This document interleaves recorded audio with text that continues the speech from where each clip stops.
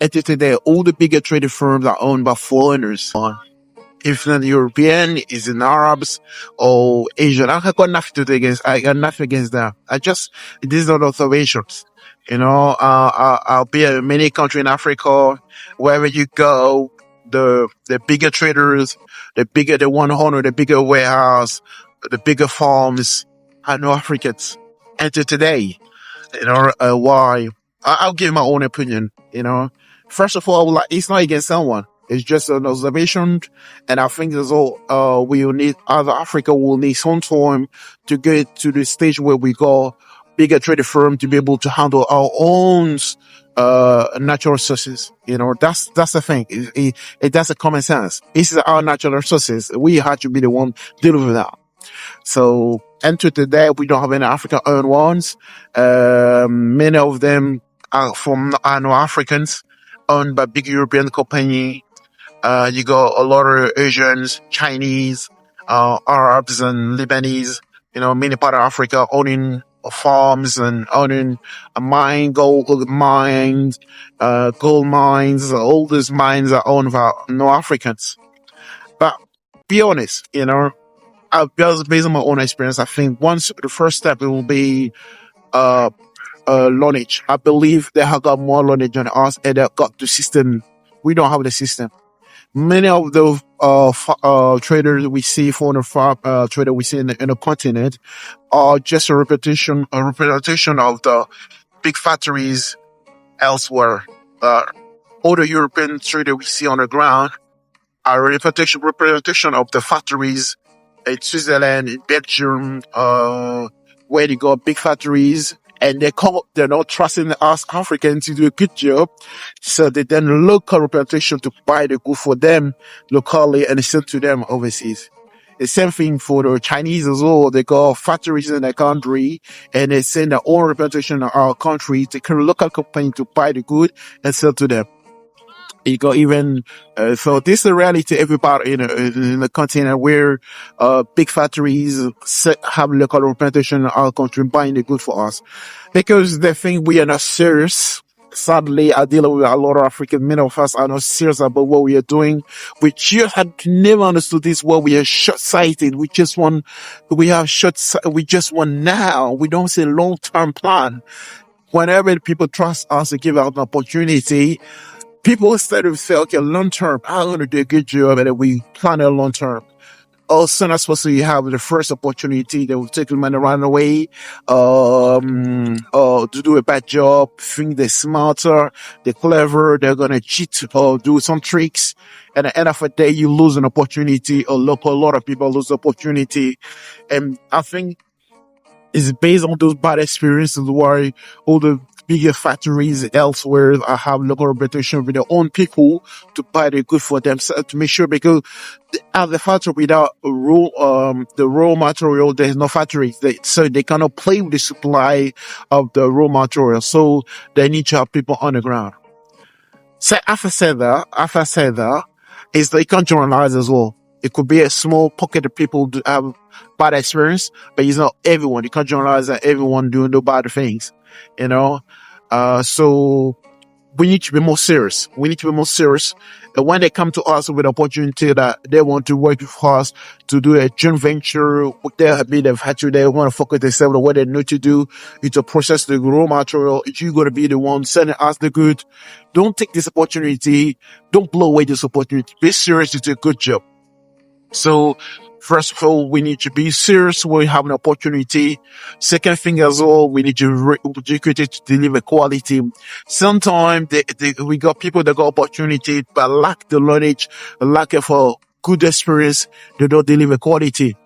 Factories can play around the quality of the good they receive, but if they don't have a good quality raw material, the end product won't be good. So they come from work with that. So we need to be well trained to deliver quality. Then also one thing as well is historical as well. Historically, those people are beyond our country when our country were colonies.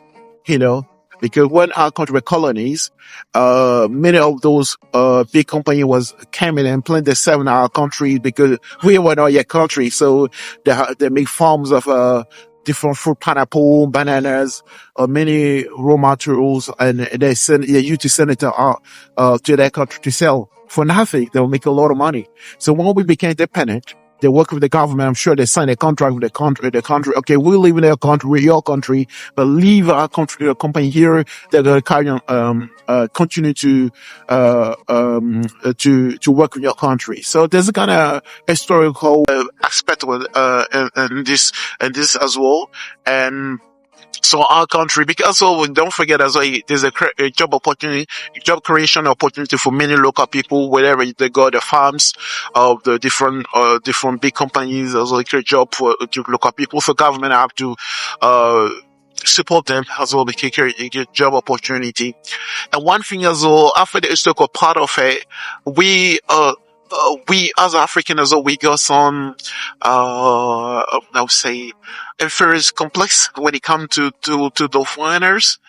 I take my own example as a trader. When I go to Africa, when I buy good, when the truck, the owner, the farmer comes, the one he sees me as a black man, I don't sell to black man because black men don't pay. That's how gross it is.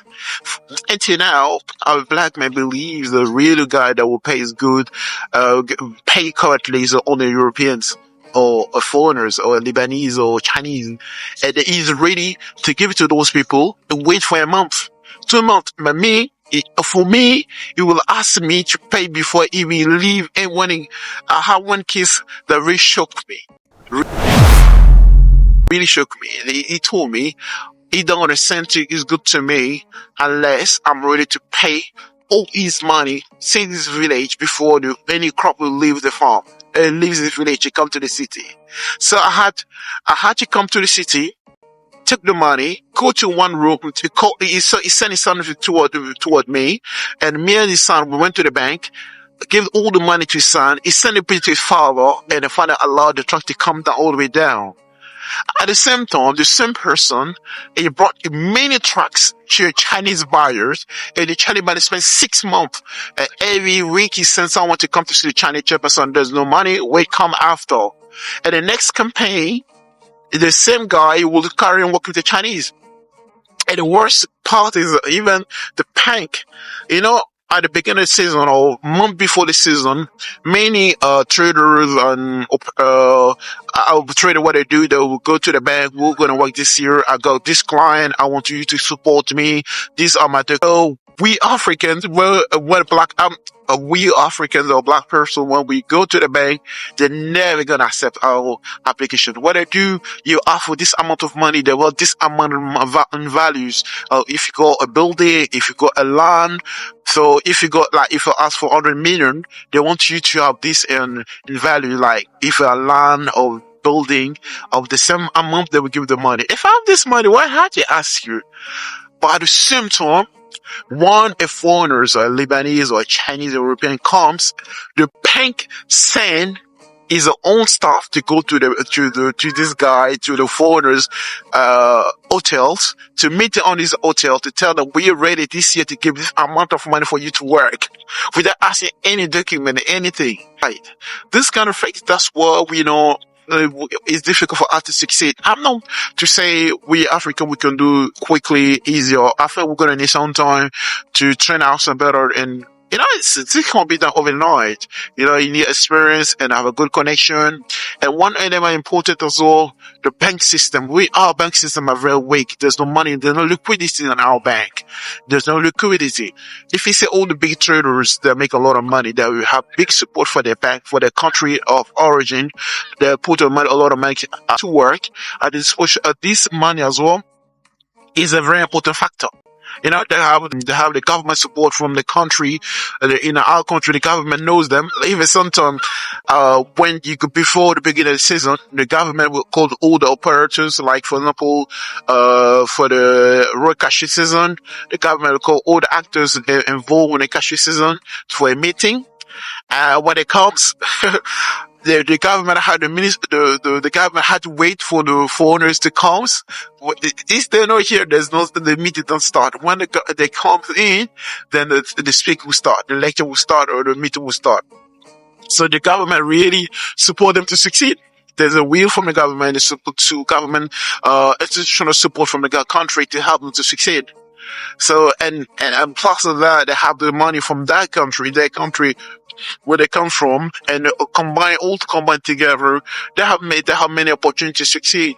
And we as a black man want to have, I receive, a letter of credit from my buyers of some amount of money, like, some level of money. I found this money, because there's no direct connection between, my buyers and the African bank. They had to go through intermediary bank. So when the intermediary bank, be a BMC in Spain, or BNP Paribas, or German bank, Commerce Bank, those bank intermediary be in England, be, in Spain, be in France, be in Germany, whenever the LC arrive of this certain amount of money, they'll block the transaction. They'll definitely block the transaction because they don't know you. You're not the one that they usually receive the LC from, and the one man arrive, so they reach a level of, a certain value, they'll definitely block it. So those kind of things really are the reason why we're struggling to really have an impact. Because the good thing is our land, is our people. We know those that will know, we know that our farmers, we know the ground, we know people. We can succeed. Because even those great, foreigners, what they stay in the big cities, and they have the higher local people to do the work for them, because they can't get involved, the local people. There's no, for security reason. So it's our land. We know people, we know how to deal with it. But we lack support from our country. We have this, inferiority complex from the local people that think that black man can't be a good trader, or black man don't pay. If you give it any good to him, he doesn't want to pay you. So even the people are related to giving their good. And when they give their good, they want you to pay them straight away. As a trader, it doesn't make sense to pay you straight away. I need some time. Give some room for me to do my transaction. Also, even when I do overcome all the challenges and I have a client ready to give me some LC to work, when the LC arrive to the intermediary bank, they will block the transaction, or I will spend a month chasing them to them. I understand it's a genuine operation. They had to release the money.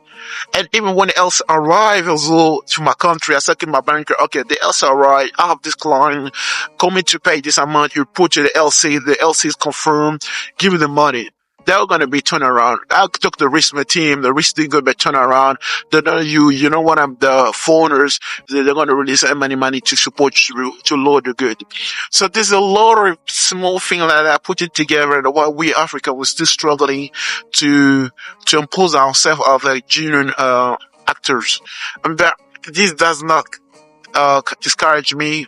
I think we are all with the pioneer, so it's normal that we struggle. But I see what even, Aliko Dangote is struggling with the refinery in Nigeria. But we see how he endured the pressure from the government, from the NPP, where National Petroleum, something like that. But he endured, today his refinery is working, and that's the same thing. So there's nothing going to be given. Nothing going to be given. If we're ready to endure, work hard, one day we're going to control the natural resources of our country and trade them. I think if, the big factories and a different part of the world say there's a genuine hard worker, African traders, they will live in our country, because why they have to go border and live on, stay in our country to buy the good for us. For them, if they have a genuine partner, they do a joint venture, they stay to what they do best, do the processing.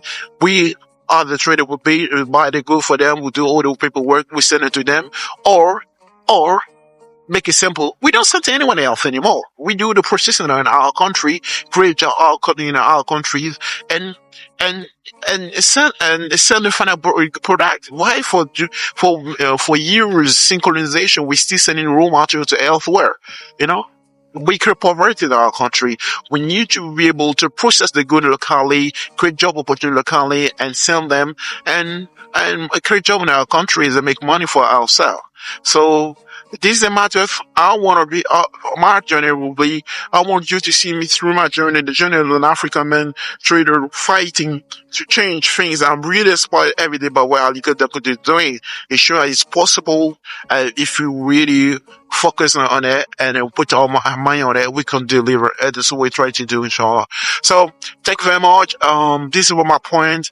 I hope I wasn't too long. If you have ideas as well, why you think we are not succeeding, why there's no African traders no yet controlling the raw materials, let me know.